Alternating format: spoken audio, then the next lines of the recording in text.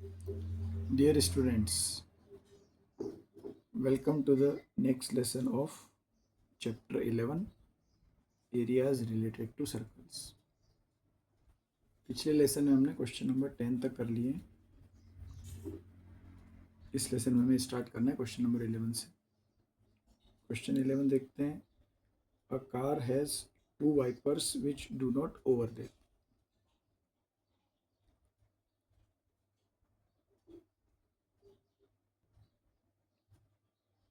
Each wiper has a blade of length 25 centimeter sweeping through an angle of 115 degree. Car में हमने wiper देखे। Suppose ये दोनों points पे हैं। इनिशियल पोजीशन, ये दोनों की इनिशियल पोजीशन है, दोनों एक दूसरे के पैरेलल हैं। अब इसमें ये वाइपर इस तरह से वाइप करते हैं।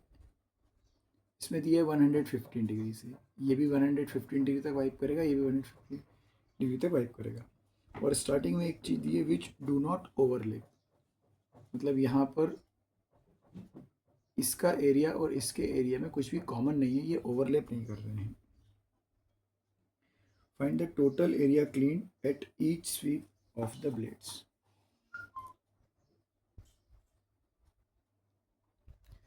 मीन्स ये दोनों ब्लेड्स एक बार स्वीप करेंगी तो कितना एरिया क्लीन होगा।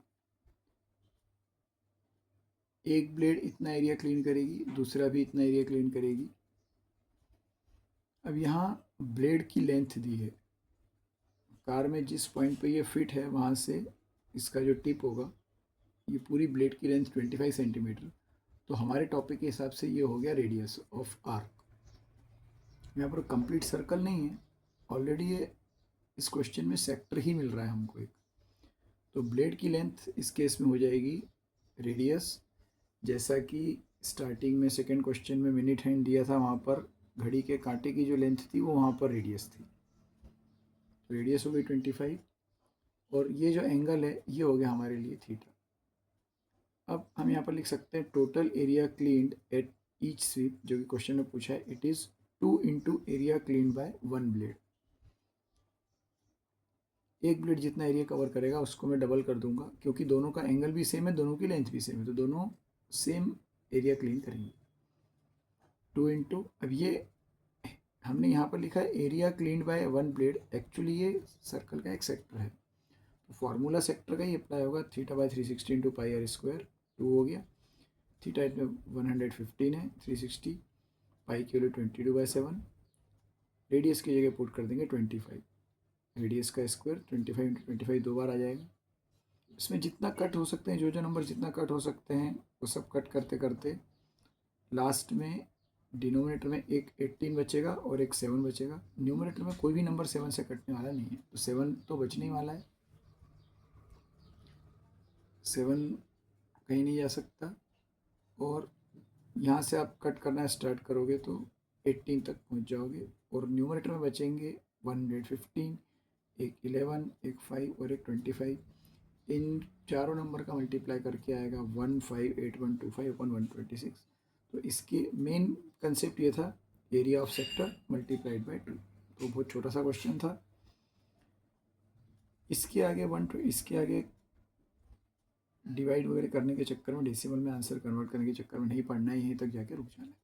तो ये हमारे क्वेश्चन नंबर 11 का answer. This will be the total area cleaned by both the blades at each sweep. बढ़ते हैं आगे, क्वेश्चन नंबर 12। 12th क्वेश्चन में दिया है to warn ships for underwater rocks a lighthouse spreads a red colored light over a sector of angle 80 degree to a distance of 16.5 kilometre. कुछ उसी तरह का क्वेश्चन है ब्लेड की तरह। समुद्र के अंदर, सी में, शिप्स को वार्न करने के लिए एक लाइट हाउस लगा रहता है, वो मूव करता है किसी पर्टिकुलर एंगल पे। वो एंगल इस क्वेश्चन में दिया 80 डिग्री। सपोज ये इसकी एक्सट्रीम राइट पोजीशन है, यहाँ से ये टोटल 80 डिग्री तक टर्न कर सकता है। तो एक्सट्रीम लेफ्ट पोजीशन से एक्सट्रीम राइट पोजीशन का एंगल 80 डिग्री है। सपोज ये वर्टिकली स्ट्रेट है, यहाँ पर कोई लाइट लगी है जिसको आप मूव कर सकते हो इस तरफ 40 डिग्री, इस तरफ 40 डिग्री, तो टोटल एंगल 80 डिग्री हो जाएगा। तो हमारे टॉपिक के हिसाब से 80 डिग्री यहाँ पर थीटा हो गया। अब इसकी जो इसमें जो दिया है कि ये 16.5 किलोमीटर डिस्टेंस तक लाइट को फेंक सकता है, तो ये 16.5 यहाँ पर हो गई रेडियस। 16.5 किलोमीटर की रेडियस में ये आर्क बनाएगा, तो कितने एरिया को ये कवर करेगा? Find the area of the sea over which the ships are moved. Sea का वो एरिया कैलकुलेट करना है जितने एरिया में ये वार्निंग दे सकता है। इट मीन्स जितना एरिया ये कवर करेगा। यहाँ से जो लाइट फेंकी जाएगी वो 16.5 किलोमीटर तक जाएगी, ये रेडियस हो गई, और वो लाइट रोटेट करेगी 80 डिग्री के एंगल पे। तो सिंपल सा क्वेश्चन है, area is equal to theta by 360 pi r square. Theta की जगह पुट कर देंगे 80 अपॉन 360। इस क्वेश्चन में दिया है लास्ट में ब्रैकेट में यूज पाई इक्वल टू 3.14। जहाँ दिया होगा वहाँ हम 3.14 पुट करते हैं, या कुछ नहीं दिया रहता वहाँ 22/7 पुट करते हैं। थीटा 360 पाई और आर का स्क्वायर। अब यहाँ पर ये जो रेडियस दिए इस बार किलोमीटर में दिए, जनरली सेंटीमीटर में देती है, तो अगर रेडियस किलोमीटर में है तो हमारा एरिया भी जो आएगा वो किलोमीटर स्क्वायर में ही आएगा। थीटा और 360 ये तो रेशो है, 360 भी डिग्री में ही है, थीटा भी डिग्री में है, इसका कोई मतलब नहीं है। पाई की भी कोई यूनिट नहीं होती, जो कुछ यूनिट है वो सिर्फ रेडियस की है। इस सब को सॉल्व करने के बाद में जितना जो कुछ कैंसिल आउट हो सकता है, ये दोनों कैंसिल होंगे जितने होंगे, और बाद में जो बचेंगे उनका सबका मल्टीप्लाई करने के बाद 189.97 किलोमीटर स्क्वायर ये आंसर आएगा। तो this is the area, this much area can be won by using this red light from this lighthouse। तो एक्सरसाइज के लास्ट के क्वेश्चन सिंपली फार्मूला बेस्ड है। इसमें सिर्फ जो डाटा दिया है वो हम ठीक से अंडरस्टैंड कर पाएँ कि रेडियस क्या है, एंगल क्या है। ये था हमारा क्वेश्चन नंबर 12। बढ़ते हैं आगे। नेक्स्ट क्वेश्चन नंबर 13 इस एक्सरसाइज का। अ round table cover has 6 equal designs. इस क्वेश्चन में आपकी बुक में ऑलरेडी डायग्राम दिया है कुछ इस तरह का। एक राउंड टेबल कवर है, it has 6 equal designs as shown in figure if the radius of the cover is 28 centimetre. हम एक सर्कल ड्रॉ करेंगे, वहाँ पर सर्कल में सेंटर लोकेट करेंगे। सेंटर से सर्कल तक की डिस्टेंस ये दी है 28 सेंटीमीटर, तो आर हो गया 28 centimetre. Find the cost of making the designs at the rate of ₹3.5। Rate है ₹3.5 पर सेंटीमीटर स्क्वायर। 1 सेंटीमीटर स्क्वायर को बनाने में 35 पैसे का खर्च आता है। रुपीज़ में ये 0.35 है। हमको टोटल कॉस्ट फाइंड करनी है, तो रेट दिया है, मुझे एरिया कैलकुलेट करना पड़ेगा और एरिया में रेट का मल्टीप्लाई कर देंगे। तो ये 6 डिज़ाइन बनाने में कितना एरिया कवर होगा। अब इसमें एंगल सबटेंडेड बाय, अब इसमें यहाँ पर ये दिया है कि ये ऐसे 6 डिज़ाइन बन रहे हैं। एक हेक्सागोन बन रहा है, इनके वर्टाइसेस को हम इसका नोमेंक्लेचर करेंगे ABCDEF। टोटल 6 वर्टाइसेस हैं। तो ये सेंटर के ऊपर मैं A को ज्वाइन करूँगा तो एक रेडियस मिलेगी, B को ज्वाइन करूँगा तो दूसरी मिलेगी। इसी तरह से मैं सारे 6 वर्टाइसेस को ज्वाइन करता हूँ तो एक एक रेडियस मिलेगी। और ये सब एक जैसे हैं।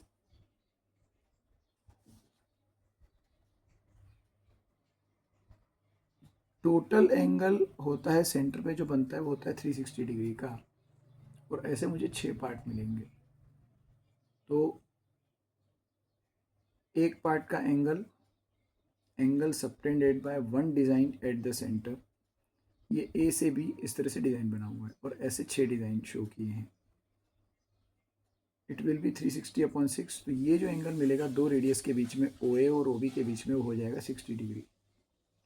अब एरिया ऑफ 6 डिज़ाइंस, इसमें कितना एरिया होगा? पूरे सर्कल के एरिया में से हम हेक्सागोन के एरिया को माइनस कर देंगे। डिज़ाइन कितने पोर्शन में है?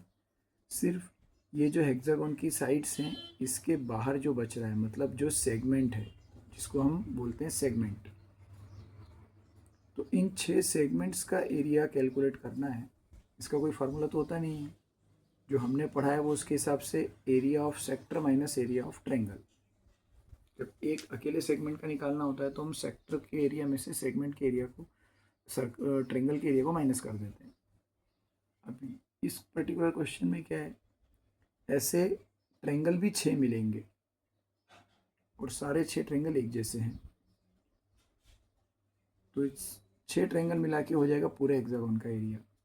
तो सर्कल का area minus area of this hexagon, then it will give you the total area covered by this 6 designs। तो ये हमने लिख दिया area of 6 design is equal to area of circle minus area of hexagon. Now area of hexagon equal to 6 times area of triangle AOB। एक triangle का area multiplied by 6, वो सबका area हो जाएगा। अब एक चीज़ फिर से रिकॉल करते हैं, याद करते हैं, हमने पढ़ा हुआ है कि एंगल 60 डिग्री का बन रहा है, और जब भी 60 डिग्री का एंगल बनता है सेंटर पे, वो ट्रायंगल इक्विलेटरल ट्रायंगल होता है, और उसका हमने फार्मूला पढ़ा हुआ है। इक्विलेटरल ट्रायंगल का area √3/4 A²। So area of hexagon will be 6 into √3/4 A², where A is the side of the triangle, और हमारे इस टॉपिक में जो सर्कल की रेडियस होती है वही उस ट्रायंगल की साइड बन जाती है।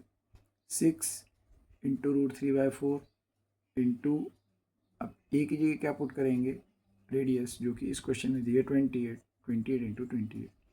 तो 60 डिग्री के क्वेश्चन, 60 डिग्री के केस में एंगल, अगर area of angle of sector अगर 60 डिग्री है तो क्वेश्चन बहुत इजी हो जाता है, क्योंकि ट्रायंगल का एरिया का हम सीधे ये वाला फार्मूला यूज़ कर सकते हैं। अदरवाइज़ हमें पाइथागोरस थ्योरम अप्लाई करके रेडियस की हेल्प से परपेंडिकुलर भी कैलकुलेट करना पड़ता है, बेस भी करना पड़ता है, वो सब झंझटबाजी से हम बच जाते हैं जब 60 डिग्री दिया रहता है। तो 6 हो गया। अब इस क्वेश्चन में दिया है यूज़ √3 इक्वल टू 1.7, तो √3 की वैल्यू वो देना ज़रूरी भी है, क्योंकि उसके बिना हम क्वेश्चन सॉल्व भी नहीं कर पाएंगे। √3 की वैल्यू 1.7। अब यहाँ पर मैं 4 से एक 28 को कट कर सकता हूँ, 2 बार 28 दिख रहा है, 4 से एक 28 को कट करूँगा तो 7 आ जाएगा।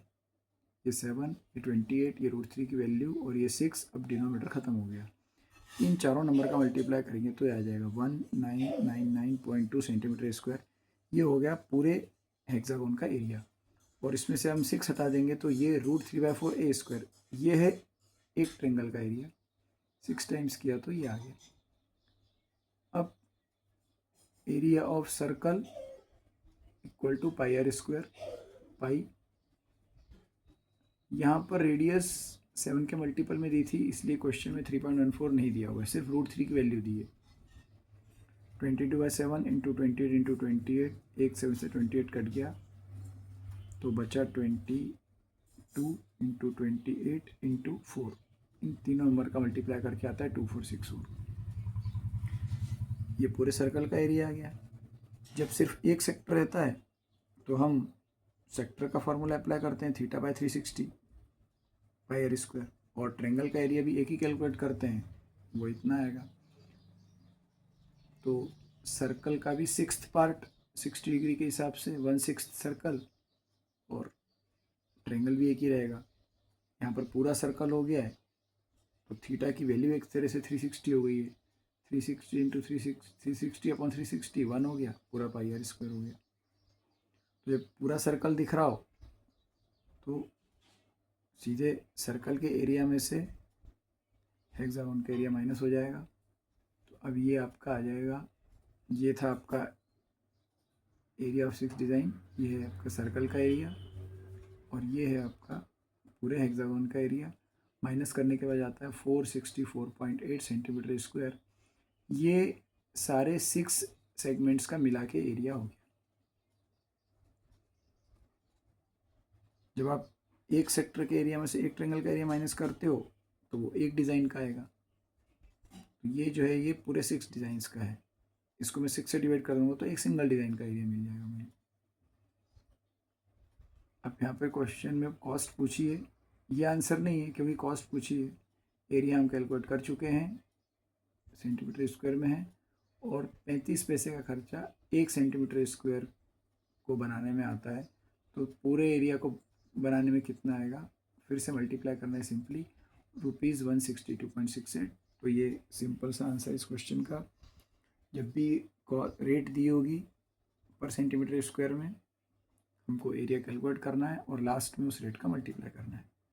और एरिया कैलकुलेट करने के लिए थोड़ा सा विजुअलाइजेशन, थोड़ा सा इमेजिनेशन, कि दिख रहा है कि सर्कल, पूरे सर्कल में हेक्सागोन हटा देंगे क्योंकि उतने एरिया में डिज़ाइन नहीं बना हुआ, तो डिज़ाइन जहाँ जहाँ पे वो एरिया आ जाएगा।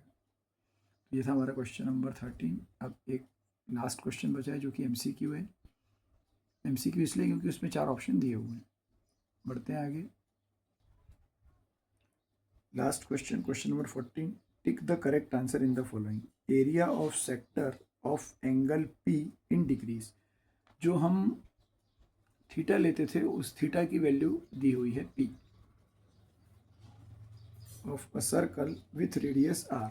यहाँ पर कैपिटल R, जो हम रेडियस को फॉर्मूले में स्मॉल r से डिनोट करते हैं, वो रेडियस की वैल्यू कैपिटल R, और एंगल ऑफ सेक्टर थीटा वो यहाँ पर है P। हमको एरिया कैलकुलेट करना है। पहले हम 4 ऑप्शंस देखते हैं। पहले ऑप्शन में लिखा है P/180 अब दूसरे में P/180 फिर P/362 फिर P/722 ये ऐसे 4 ऑप्शंस हैं। इन ऑप्शंस में से कौन सा हो सकता है? अब इसमें A और C, जिसमें मल्टीप्लाई में 2 पाई आर आ रहा है, ये आता है लेंथ ऑफ आर के फॉर्मूले में।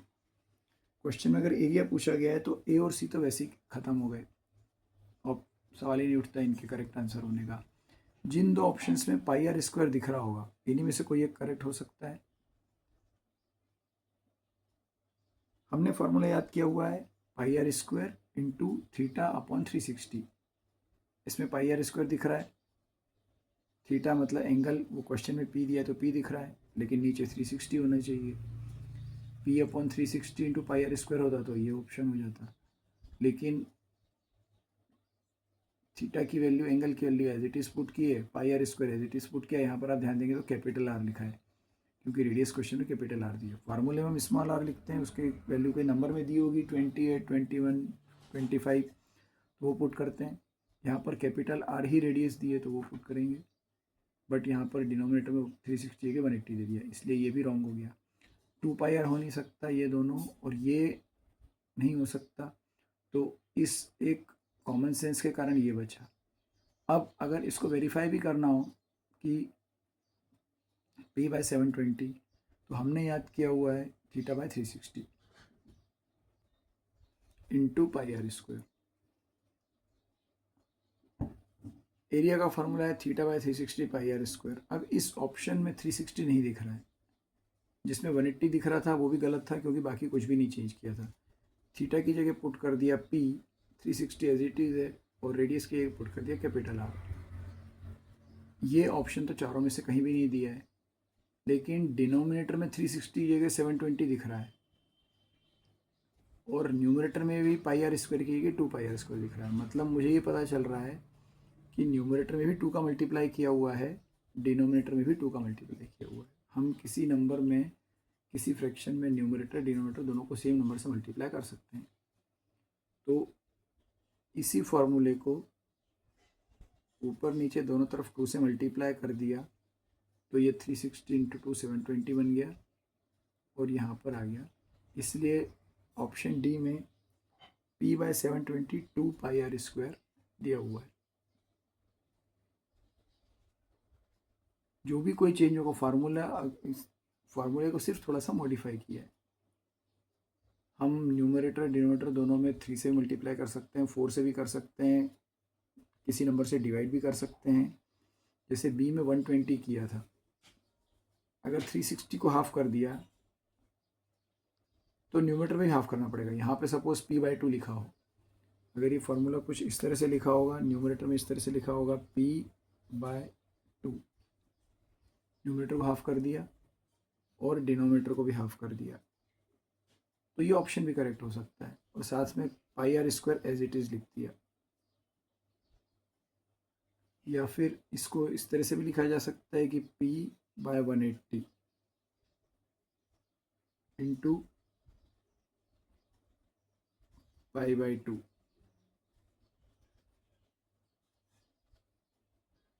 हमको दिख रहा है कि 360 की जगह 180 है।